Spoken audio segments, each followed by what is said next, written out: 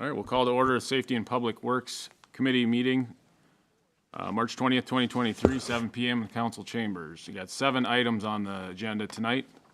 First item is a event parking lot closure application for Tour of the Lake cycling event. Jesse, if you want to tell us about that one, go ahead. Yes, sir, Mr. Chair. So Saturday, June 3rd, the Tour of Lakes cyclist event that goes through all the lakes in the area. They start and stop on Laurel Street's parking lot, and then they continue their bike ride. PD does help with a little bit of a quick lane closure or traffic closure when they are first getting out of the parking lot, but after that, everything's open except for the parking lot where they hold most of the events. They'll be providing themselves facilities and power that'll all be provided through their own facilities, and we'll just have to coordinate with the PD for the temporary closure. Other than that, the other conditions would be requesting traffic control 1 week prior to the event and insurance certificate as well. Okay. The only confusing part for me, we're going to enforce the parking lot closure from 6 a.m. to 5 p.m., correct? I think we would want to try and do it the Friday night before city staff closes up for shop, so that way they have a way to clear the people out of there before that next morning. Okay. Is that going to happen, or I didn't see that was a request? It's mentioned in here, Yeah. but I don't think it's part of the application. So should we make that part of our motion? I think so, Okay. just to clarify, Okay. start closing that parking lot mid-afternoon sometime on Friday. Yeah, we would just put cones out so people are still able to ingress, egress, Now, and stuff like is that. that just for but part of the parking lot, or is that for the whole? I believe parking they take up the whole parking lot for the event, if I remember right. lot? Okay, or because they're if setting up I a understand band, right. but if I've been there, and I think I've been there, they only take up a fourth of the parking Okay. lot or something like that. Great. Okay, You don't need much parking, they're all riding bikes. that's right. Well, I Only make the a, people that usually go down there on Friday that are going to be mad about the parking, but that's life. it happens. I'd make a motion to approve this application for the parking lot use, and then have it include the whatever staff to clear or block off the parking lot from parking as Friday evening prior to that event. Second. Motion and a second. Any more discussion? Hearing none, go to a vote. All in favor? Aye. Motion passes. All right, moving on to the second item. Looks like we have a resolution authorizing application for the LMC grant navigation support. Mr. Dean, go ahead. Mr. Chair, so you have a lot of the details in your packet. I'll just expand a little bit. So the League of Minnesota Cities has a grant program that helps us apply for other grant programs. We can apply for up to $5,000 of assistance to apply for other grants, federal, state, any. What we were thinking is to utilize that service, if they'll provide us the $5,000 and utilize those towards our contract with SRF as part of the feasibility study with the pedestrian bridge, and have that money leveraged to have SRF apply for a most likely a federal grant on our behalf. Usually those are bigger dollars. So this would help us fund that portion. It's part of SRF's scope of work to provide us those different federal grants that would be applicable for that project, as well as a price that they did include in their cost proposal of $3,500 to $5,500 per application. So we would utilize the $5,000 for that. Excellent. So we've been using staff pretty much for the last year or so for any grants that we're asking for or applying for. This would just be one that's outside of staff time. Typically, yep. Okay. I got a question that's unrelated to this actual thing, but it has to do with the bridge. If this bridge goes through, who's going to be responsible for maintaining it? What department? Streets? So it would fall to most likely streets or parks. We haven't figured that part of it out, but the other thing we haven't discussed yet is the potential for the DNR to take over maintenance. Typically, facilities on the state trail are either built by the DNR or built by the local agency and turned over to the DNR. So that is something we should have to discuss before finishing construction. I think the debate on trails like that is whether or not you plow snow off it, because it's going to be more than likely a snowmobile trail anyway. So And the DNR does not plow trails. So if we wanted it to be plowed, it would have to be our staff. right. Okay, I would question how you get a snowmobile up those ramps, but that's, again, I don't foresee them. Maybe depends how it'll it's built. be- Well, okay. We'll send you up, See Mike. those hairpin Put a trails jump, going up put a that jump ramp? near it, That'll be aimed interesting. in the right direction, we can make it happen. All right. Okay, I will move to adopt the attached resolution authorizing the application for the League of Minnesota Cities Grant Navigation Support. Second. motion is second. Any more discussion? Hearing none, go to a vote. All in favor? Aye. Aye. Motion passes. Item number 3 is approval of a FHWA Title VI Assurances Agreement. I believe this is, again, City Engineer, Director Dean. Yes, sir, Mr. Chair. So we do receive federal funds in the form of grants and other different funding avenues from the federal government. One of the requirements of that is that the city assures that we are in compliance with the Civil Rights Act of 1964, and one of those requirements is Title VI, which is non-discrimination based on race, color, national origin, creed. So this assurance says that through our processes and our contracts, we will not discriminate, and our contractors will not discriminate on those bases, thus assuring that we are within the requirements of Title VI of that Civil Rights Act. So this agreement just is essentially saying that we will uphold those. Are we currently discriminating against anyone? We are not.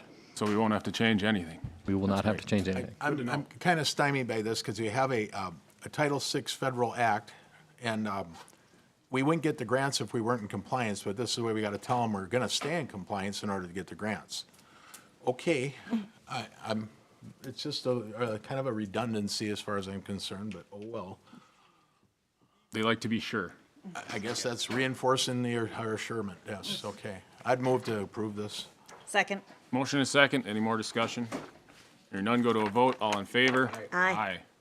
Motion passes. Item 4 is historic water tower additional items, along with an additional item above the 2 additional items that have been added just today. But yeah, go ahead and fill us in on this one. Yes, sir, Mr. Chair. So, of the original $300,000 that was allocated for Phase 1 of the water tower, there's a roughly $112,000 remaining. With that, in the memo, it kind of illustrates a couple different pieces of additional work that needs to occur. Secondary drain outlet to meet plumbing code, getting out to the exterior of the water tower. So there is a price for that of just over $28,000. What you have in front of you is, if you're willing to entertain this on this as well, is a quote from Holden. In the memo, it does describe the issues with the drains freezing up on the top. So this is a proposal for them to install some new lighting underneath the new roof where there isn't. So right now that in the bowl area, it's kind of pitch black. So they would install new lighting, replace some existing lighting at the base of the water tower that aren't working, and then install new electrical to power heat tape for those drains to keep them open throughout the winter. So we don't have that freezing problem that we found out this winter is going to continue to be an issue for us. So they did provide a price that was not available to us when we had the packet go out, and that price is $23,750. And then finally, the LHB proposal for the Phase 2 investigation. This is the exterior stucco. So the investigation would be the city's portion of them going up and sounding the stucco and coming up with a design for rehabilitating the stucco. So in the memo, it talks about $62,711.70 for those 2 items. If you were to include the Holden proposal that you have before you, the total of all 3 would be $86,461.70, which will leave us roughly about $25,000 in the remaining budget. Question about the 20,000 coming from the water tower committee. Is that from the ARPA funds that were, No, that's from the committee. that's fundraiser cash? Okay. The 23,750 for the electrical and heat tape, has that been run by anybody on the water tower committee? That was something we discussed with Paul Scogan on the water tower, trying to come up with a solution to make sure those drains stay open. Okay, but the actual number that we have here today for 23,000, the actual bid?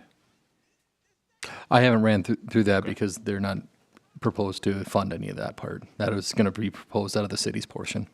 Okay. Does have any comments? Discussion? Mr. Mayor? Mr. President? I have no problem with everything that's listed aside from the 23,000. That is something new that has not made its way through that committee. So I think that's at least a discussion that they should be having as opposed to just signing off on it, depending on where those funds are coming from. You know, there's a reason why that committee is put together. So they should at least be aware that that is something that the city is interested in spending, unless the city is just gifting additional funds. Well, we have 112,000 that we still have earmarked towards the tower. The two items I believe that we were aware of, brought us to 62,000. This is just an additional 23 on top of that, so it's about 86,000. So we would still be under our 112,000 that we have set aside currently from the city side. But we have kind of taken the lead on from the Water Tower Committee on what they want us to spend city dollars on versus what they want to spend fundraise dollars on. So I guess the other two, though, have been through the committee and they know that they're asking for that specific dollar amount, Jesse? That's correct. Okay. And is there any urgency to this? I mean, it's already spring. I don't see us having a problem again until. No, it's just be a matter of getting the work scheduled and having them get it done. Okay. So can we wait on this, Holden, and give it to the Tower Committee? We absolutely can. It's up to you. Yeah, okay. I think that would be fine. I would move to approve the two items that we were presented with before the meeting, and then hold off on Holden and send that to the Water Tower Committee for their review prior to us getting it. I'll second that. Motion and a second. Any more discussion? Hearing none, go to a vote. All in favor? Aye. Aye. Motion passes. Item 5, we have plans and specifications and authorized bidding for the 2023 seal coat project. Again, Mr. Dean, go ahead. Yes, sir, Mr. Chair. So annually, we have been budgeting about $150,000 for our annual seal coat. The two streets we were proposing to do are the two streets that were left out of last year's. So College Drive and then South Fourth from College Drive to Willow Street. We put together some estimates here, and we're coming just under the 150,000, roughly 147,000 proposed. So right now we're requesting approval to go out for bids with an anticipated bid opening of April 12th at 10 a.m. And then we would present those bids at the following council meeting. Great. Sorry if I missed it. Was this supposed to be what we had last year when we elected not to do seal coating? This was the project for last year? Correct. Okay. These two streets, yep. All right, hopefully we get better bids. It's all going to depend on that. We thought we'd get better bids last year, but it was pretty astronomical. Hopefully they've come down. But anybody got a motion? I move to approve the plans and specifications as presented and authorized bidding for improvement 23-01 with the anticipated bid opening of April 12th, 2023 at 10 a.m. Second. Motion and second. Any more discussion? Hearing none, go to a vote. All in favor? Aye. Aye. Motion passes. Item 6 is approval of a quote for testing services for North Brainerd reconstruction. Again, Mr. Dean, go ahead. Mr. Chair, so as part of our upcoming North Brainerd reconstruction project, we reached out to two different companies, the typical two companies that we do reach out for testing services quotes. We received one from each, Braun Intertech and ITT, or Independent Testing Technologies. Quite a difference between the two proposals, a little bit different on the scope. So when we try and compare it more apples to apples, Braun Intertech was still about 50% more than the ITT. So as of right now, we are recommending authorizing ITT with their total amount of $10,515. Great. Sounds like a no-brainer to me. Move to approve ITT. Quote. Second. Motion and second. Any more discussion? Hearing none, go to a vote. All in favor? Aye. Aye. Motion passes. Item 7 is a transit fare increase for Brainerd. Again, Mr. Dean, go ahead and set us up on this one. Yes, sir, Mr. Chair. So at the March 2nd special TAC meeting, Staff presented an analysis of the Brainerd portion of the transit program with the recommendation of a fare increase. Through a handful of discussions, it was recommended by the TAC to perform an increase of $1 on the new fare for Brainerd to Brainerd rates only. So Brainerd to Baxter and Baxter rates would be unaffected by this. It would just be Brainerd to Brainerd rates. We would be proposing 2 1/4, and that rate would double to $4.50 for a same day. So if the 2 1/4 would be for a day in advance or more. We would have that effective May 1st, which would allow us to have the full 30 days notice and published in the paper as their typical process. And I think other than that, that's kind of most of what's in the packet. So 30 days from today is when that would take effect, if we pass it? It's a little bit more than 30 days, but we'll have it published for at least 30 days. Okay, You said shooting for May 1st, somewhere around there. That's kind of the plan, is May 1st. okay. I just have a question. This is part of solving kind of some of the issues that are going through at the TAC level, correct? That is correct. So the other part of that discussion was that we're going to do a more thorough analysis of the entire transit program and looking at fares and costs and expenditures. And that analysis is going to be presented at their regular meeting on April 20th.